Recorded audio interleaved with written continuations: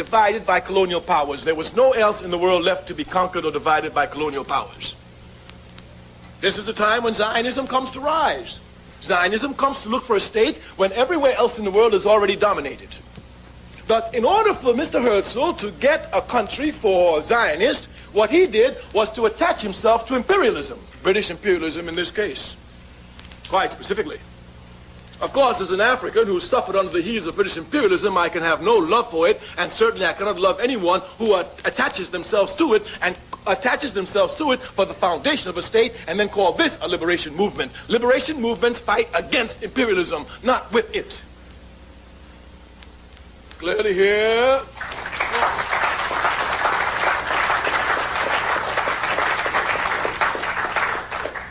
The legal foundation of the State of Israel is what is known as the Balfour Declaration.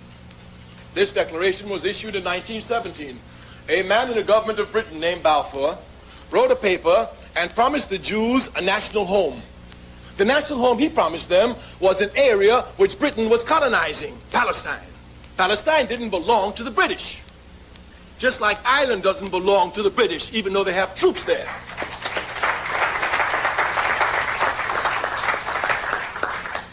But here, these British imperialists signed a note and gave it to the Jews, and they accepted it. Where is the morality for this?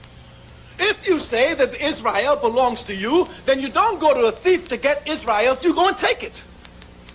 Once you go to an immoral being such as British imperialism, and this is the basis for you getting the land, then clearly here those who are truly liberation fighters must question this. The basis, we say, is the Balfour Declaration, and Zionists know it.